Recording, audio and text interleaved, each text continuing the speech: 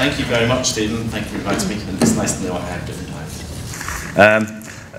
First of all, as somebody who I've been asked to talk today about the barriers to creativity that I've experienced in my life. I have spent all my working life in creative sector or creative industries. I don't ever stop and think about how I'm creative, or I just do that. So I have had to write it down, I'm afraid. So I'll have to keep looking down there. So I started as a dancer. I should explain. Dancer is what happens in the theatre. A dancer is what happens in a nightclub. There's a very distinguished difference between the two. And I did this back in 1999, and I know I look about 28, so it's not quite possible, but I'm also creative with my age as well, as we go through. So Tin Arts is all about creating participatory and progression opportunities for those with least access to the arts. So we've always kind of headed towards the more difficult places where we believe creativity and engaging people creatively could make a difference. And we're based across in Durham City, and we work throughout the North East, and our website, tinarts.co.uk, has all sorts of information about it. And as an arts organisation in the creative industries, we do spend our time being creative, and there's about 20 staff altogether of us who creatively think of things together. And over the past 18 years, that's been a constant state for us, reaching people, engaging communities and creating opportunities. But remaining creative is a challenge. And it is something we have to think about how we do it, although, as I said, we don't necessarily talk about the actual creative bit. And there are barriers that are ever present, individually and collectively as a team, and also in terms of encouraging others to be creative with us. So today I'm going to explore those barriers a bit, and in relation to a particular programme we developed, as Stephen said, back in 2005. And there are three kind of barriers that we see. One is the barriers we place upon ourselves. The things we do which don't set ourselves up very well to be creative. The second barrier is the things that other people put upon us, or society or external things put upon us. And then the third barrier, which you have to recognise, are just universal truths. And towards the end I talk a bit about fear and emotion of creativity. And that's a universal truth regardless of where you are. So the programme, The Clown Doctors, as Stephen hinted towards, actually was born out of a problem. The problem was hospitalised children and young people kind of have a difficult time in hospital. So we were approached by the Children's Foundation with the Children's Heart Unit in Newcastle and the Great North, well, it was now the Great North Children's Hospital was the RVI. And the problem essentially was quite a simple one. Hospitalised children can feel frightened, lonely, bored, confused, as well as coping with their illness when they're in a new place. They're away from home, they're away from their parents quite often. There's medical equipment all around them, and they see things they ordinarily wouldn't see away from a hospital. And while the medical needs have top priority and are very well met, there was an element of the non-medical needs, the mental health issues, the confidence levels around these children, the way that they become quite institutionalised and stop communicating. And what could the arts do to support the children? There wasn't a off-the-shelf programme we could just drop in and go, that's what's sorted out. So at the initial meetings, there were lots of ideas thrown on the table. We looked at things that happened outside of hospital that could be brought into hospital. There were certainly lots of things bouncing around. So we came up with the Clown Doctors programme. I think the best way to capture it and to understand it is to see it. So we're just going to watch a short film, if that's okay. I'm supposed to press a button, aren't I?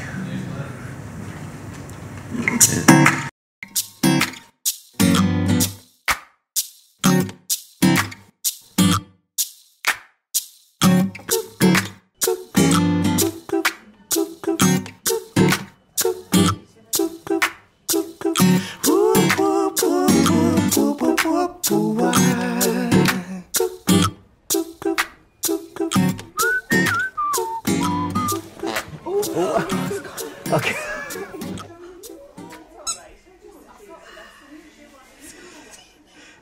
They have that little bit of zest that my children need.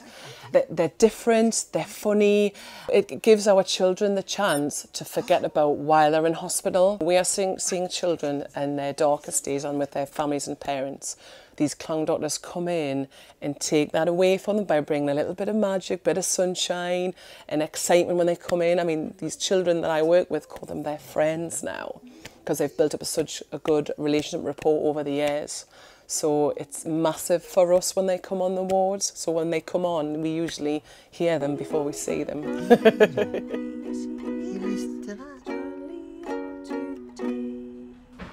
Our clown doctors are all vastly experienced artists who have great skills in listening, responding and connecting with young children and teenagers. They're chosen for their ability to think on their feet and to be there for that child at the time and to respond to how that child wants to play. Oh, are you all right? Oh, you know, the idea of going in and doing a performance doesn't ever come to mind. But what does come to mind, and is a very strong thing, is that you're going in to make a very personal connection that you simply make by talking to somebody, by looking at them, by making a connection in the eyes and actually being there for them, and they know that you're there for them. And really, it's as simple as that, and everything then grows from there. And for that fraction of time that they're here, I want them to feel like a normal child, a normal teenager, if they were well. And for that slight time that they're here, they can do that by making them forget why they're in hospital, why they're unwell, why they've got the tubes, why I've got a line, why I'm waiting for me transplant, they can make them forget by doing, whether they're singing, dancing with a shark, standing on their head, anything like that. That's taken it away from them, and it's so important for them to have that. And they make them forget about their illness. They bring that extra kick that we need to this ward.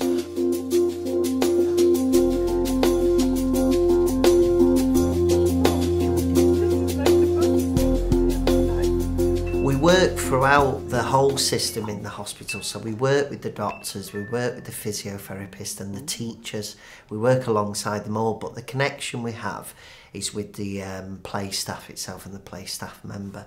The first thing that we do is we sit down and we're given referrals to each child that we're going to visit that day. Whoever's doing it, there's little, So we have a handover in the morning, what patients we've got on the ward, their ages, and what they're in for, and then also give a background of what they're like, because obviously I know these children very well and I've got a good rapport about them, so I know what they like and what they don't like and what will work and what will not work. She's lovely. Every child that the clown doctors visit has been referred to the clown doctors, so we don't roam around and entertain. We've actually been asked to work with each child, and it might be because the child's suffering mentally from the environment, might be not eating very well, might be very quiet, subdued. So we've been asked by a play specialist to go in and help a particular child with a particular need, and our clown doctors will think about a particular way of playing as well. And there is a whole lot of trust put in us, because we find out the age, the child, but we also find out the very personal background of those children. You know, what are they in the hospital for, how long they're there for, family situations and so on, and very personal situations, because we need to know that situation before we go in, because it's very, very important.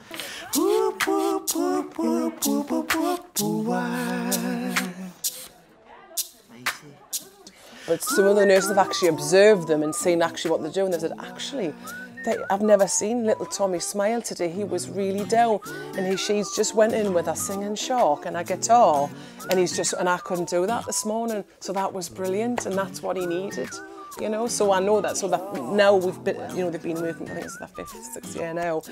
They've got to know and a good relationship, and established relationship with the clowns, and they know what they're like with the kids now, and how they're so good with them.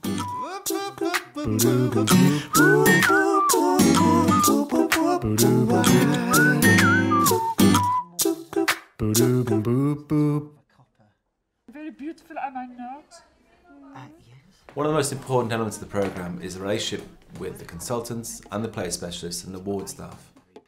The Clown Doctors is a light-hearted, laughter-driven programme, but it's a very serious business. We're trying to really get involved in the therapeutic play of children to aid their recovery, so that as they move forward in their lives, they are fit and healthy and young. We're really grateful that the hospital trusts us implicitly to do what we do, and we're given great support, we're given great advocacy, and we're given room to play. That children are hee-hawing, laughing and having a laugh. It's, you know, daft, the silliest things, but it's making that child smile who's maybe hasn't smiled for a long time because they've been so unwell for such a long period. And a lot of our children have been in for months on end. So when these clown doctors come in, it makes their day, and they know they're coming, they look forward to them. As the programme moves forwards, we're looking to raise further funds to help us really to encourage children to play. Now, primarily that's in Great North Children's Hospital at the moment, and we have more children we want and need to reach. But also we could move across other hospitals, we could also move into community settings, because play is something that children do exceptionally well. But it's a forgotten talent as we grow older. So we want to keep that alive with children, and our clan offer that, and we want to continue that legacy.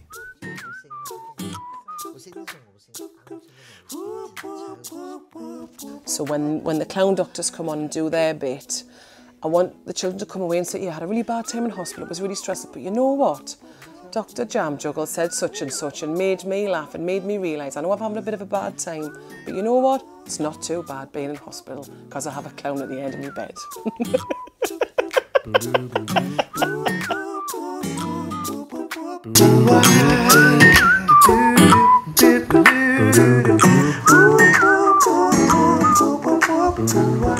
There's a short insight into the programme. I did look 28 on there, actually. I just want to grab a piece of water. As I go through my speech, my presentation, whatever you want to call it, I couldn't open that. I don't have any slides, so I asked my children last night, how do I make everybody aware that this is the creative barrier? Here it is. It's emboldened in my notes, but I can't show you that. So they said, just take a sip of water every time you're naming a barrier. Actually, that was better. The first suggestion was, why don't you dab every time you name one? I'm not sure that's going to... So I'll just have a sip of water. Dab and sip water. First creative barrier. I mentioned it there, play. It's huge to our programme, actually. And through play, vulnerable children and young people join the clown doctors in the world where the children have the power and control. And they take the games, they take the play where we want to go. And play offers so much. A joyous state where everybody knows the rules, everybody's equal, and the word no doesn't really come into it. The outcome is not preset or predetermined. Possibilities become endless, every contribution or idea is valued and explored. It does sound wonderful, doesn't it? And although we may struggle to remember it, play is invariably something we all grew up with. In education, play is still used in formative years around making social interactions, starting to learn, starting to explore. And often we say to our own children, why don't you go out and play? Why don't you put down that iPad and play? Why don't you do something else but play? Because play is a good thing. But for some reason, we tend to become too old to play. Play is associated with being a child, not being an adult. But we take part in creative thinking or brainstorming or all these things, but we'd never would call it play. But what if we did call it play? Would it liberate our thinking? Would it liberate the way we approach new ideas? And not being open to play is that first barrier we place around ourselves. Sadly, we do kind of exist in a climate where if somebody starts to play, they're kind of slightly frowned upon because we're here for the serious business of new ideas. We're here to think about new things. We're not here to play. That doesn't work. And the interesting thing about the clown doctors is what the red nose is for. And it's a widely misunderstood thing. The red nose is a symbol. It's an indication, I'm here to play. And the child gets it. Children still get that going, okay, great, we're going to go into a world of play with that. This person's got the red nose on. That's what it's for. It's not comedic value as such. It's part of the symbol of play. And when we start to play, and when we start to creative think, how do we create the conditions for the similar level of thinking or openness or freshness? We generally go to a different room, so a boardroom or a classroom or a similar space. We rearrange the chairs, maybe a circle, because that works. We discard with the tables, because we're being a bit frivolous. Somebody stands next to the flip chart paper, they grab the pen, and we get the post-it notes out, and we are ready to get creative. And I think we all very deep down know we're not going to get creative, because we were here last week doing the same thing. And yes, all right, we brought different coloured post-it notes. Brilliant, that'll do it. And so we don't have a same indicator. We don't have a sense of what it is that allows everyone to feel they can contribute. And they can throw stuff on the table and it will be received and valued. It might not be right. Invariably, new ideas kind of are a bit random left field. But we don't have that indicator. We don't have that first symbol. But if we did have the right symbol and we could start to play and create and be open with each other, what of constraints? Because the thing about play is there are no constraints. You go where the world takes you. Imagination can go all sorts of places, but we do have constraints, and I think it's important. I recognise that I'm from the arts industries, if such. You work in an industry which has far more constraints than I will encounter. When we started the Clown Doctors in 2006, there were constraints for us, and we had to understand them. And what we had to divide them into were constraints that we had to live around. We had to recognise them, and constraints that we could make an opportunity for us. Actually, we could flip them upside down and make them a chance for us to do something different. There were certain constraints, permissions, health and safety, certain things around processes and procedures. We had to recognise those, and we had to work around those and make sure we sat within them. But other constraints were things like there were children we wanted to visit who were isolated, and so they have a bay window. And we had to start thinking, well, we can't go in that room, so what can we do? Can we start to play at the window? And although it puts us 8 metres away from the child, what can we do that's different in our practice that means we can reach a child at a distance? So was that something for us? When we were asked, talking about when we could go on wards, we were told there were certain times, the doctors would do their rounds at a certain time. We were not to be on the ward at that particular time. So we kind of went, oh, that's a constraint. But if we followed them straight away, then you could have your round of doctors, and then you could have your round of clown doctors. We became expected at a certain time, in a certain place, on a certain day. People kind of switched the ward around. People would anticipate us. As Tracy said, there'd be a clown at the end of your bed, and the children would decide which way around they saw that.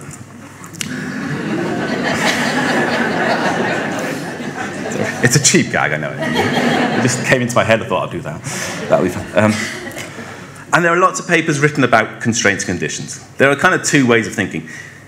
You are either of the ilk where you see the constraints and you go, okay, I'm going to work within those constraints, but those constraints are fixed for me.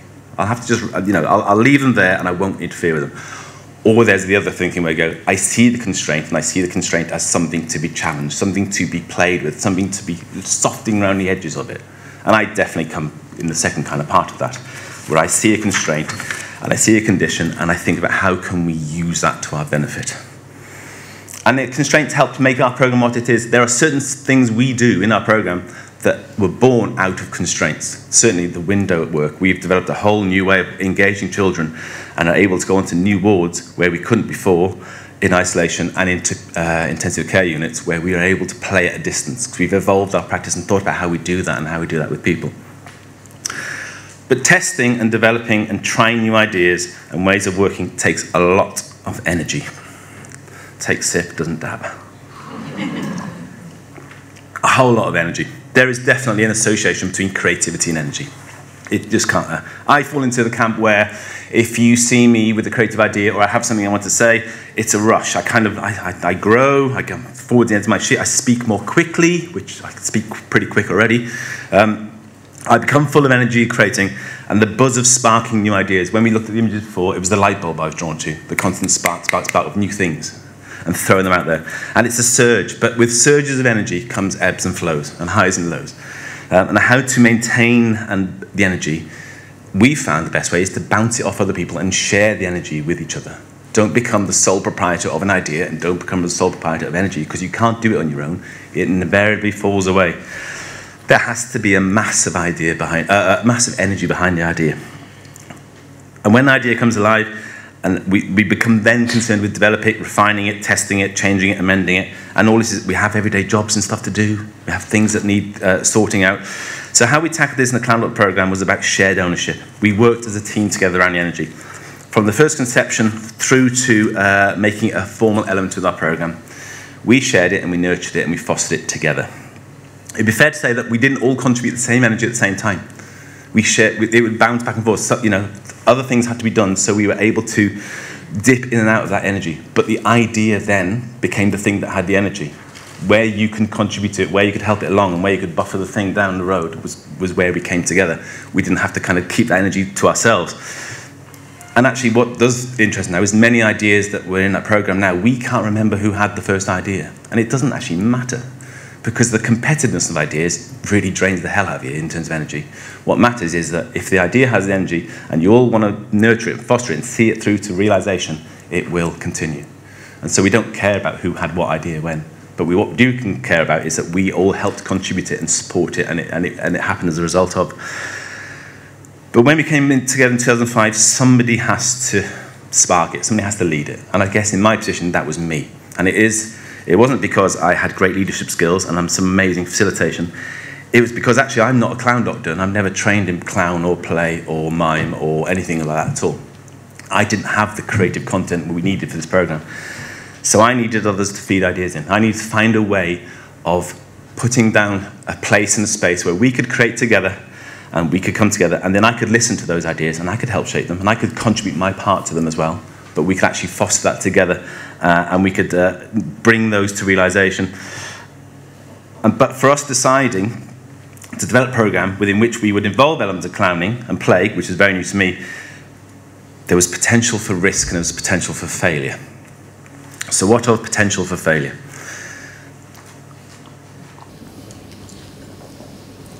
Certainly, if you want to be at the risky end of stuff, dress someone up in a red nose and try and take them down the hospital ward.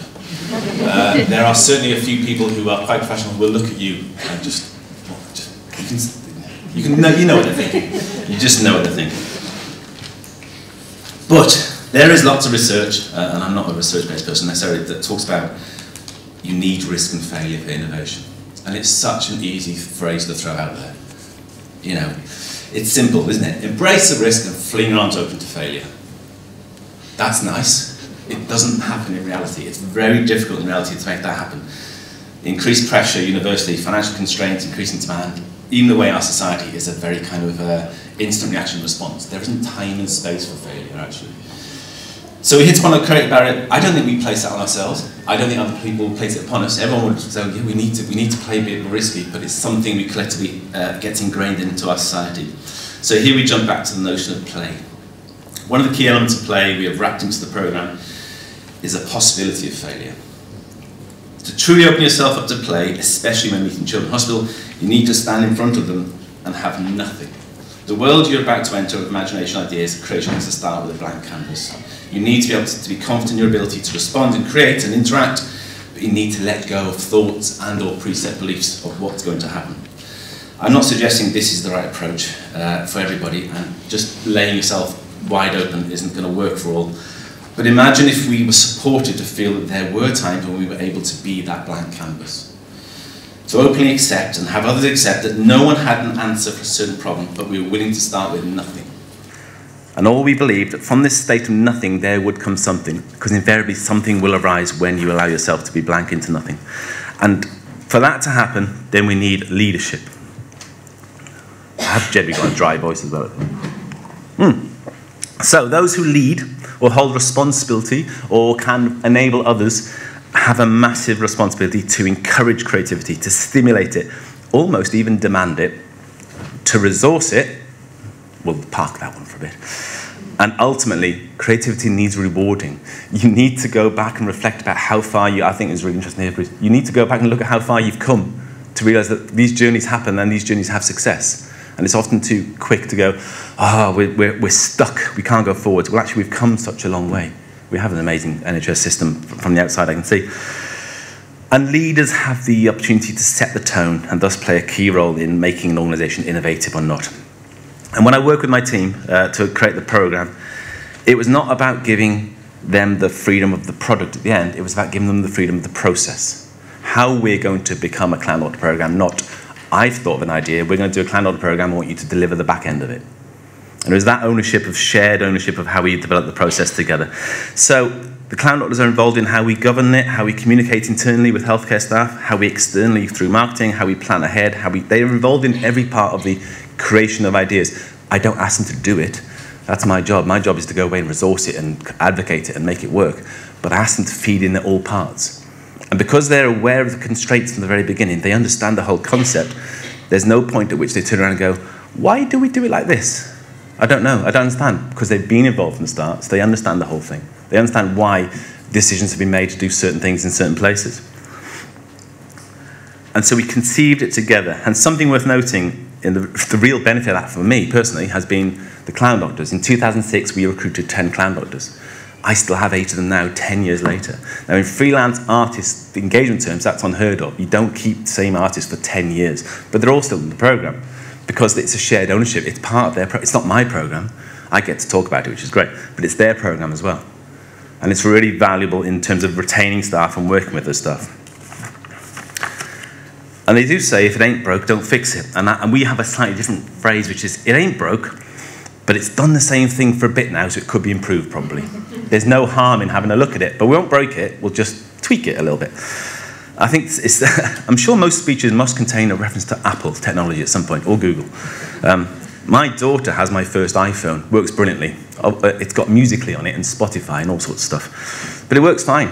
I've got the iPhone 6 or 7. I don't even know what number I've got now, actually. And Apple have very cleverly gone, it's not broke, but we're going to refine it, we're going to tweak it, we're going to look at what's needed now and how we can keep evolving with it. Obviously, they do it slightly for financial reasons, so they'll change the port on it so you can't put your damn headphones in anymore. However, I'd like to take the more kind of a higher thing. Oh, they do it because it's about evolving with times and changing. But at the centre of all these barriers I covered, I'll just check what time is it? At the centre of all the barriers, it's you and me and our very personal relationship with creativity. It's the people, it's the fear and emotion. I recently read a blog about creativity. I'm going to read a quick quote off it. See what you think. The worst part of being creative is being surrounded by liars.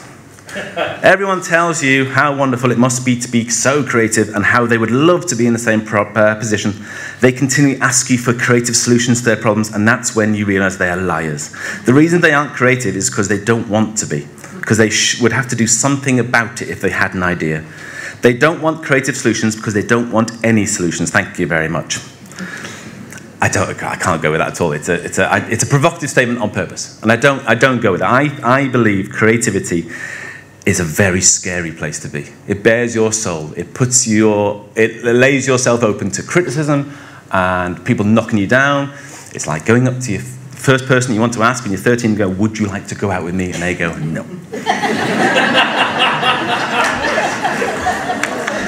And I'm sure we can all imagine the kind of thoughts that are common in people. These thoughts come into your head. Things like, no one likes my ideas. No one will care about them. I'll be embarrassed or ridiculed if someone thinks it's a bad idea. Why bother? Because it won't change anything. And often, the one that I referred to there, I'm not sharing an idea because I'm worried about the change that idea may bring. It might change the thing I know, and actually it might take us to a new place. These are entirely understandable, and I believe with the right conditions and support and leadership, they can be addressed. But the biggest phrase we often hear is, I'm not creative. I can't create ideas because I don't have creative ideas. I'm not creative. And it's interesting, it actually sounds like a factual statement, like they've got a certificate they can produce. But it's an emotional thing. And it's because I believe we're out of practice, and we lack confidence, and we believe we're not creative thinkers, and therefore we kind of park that over there. And to overcome this barrier, we come back to leadership. It's possible to provide people with the tools and with the space, with the opportunities, with the reasons, and with the encouragement to be more creative. In fact, I think it's one of the most valuable things we can do is to ignite creativity in others, to lead and to build trust. It's a shared duty of all of us to contribute to the creation of trust amongst peers and colleagues, to create the inclusive conditions to enable everyone to contribute. And what do I mean by inclusive? I mean where job rank or previous experience or position within an organisation doesn't place you as more or less creative than someone else in the room. Where those who are perceived to be higher up have the best ideas, and those who perceive to be lower down the chain surely don't really know what they're talking about. How could they know what they're talking about? And it's where rank doesn't play those things. So innovating, creating, developing new ideas requires support and a nurturing environment where everyone is aware of and understands how we will play.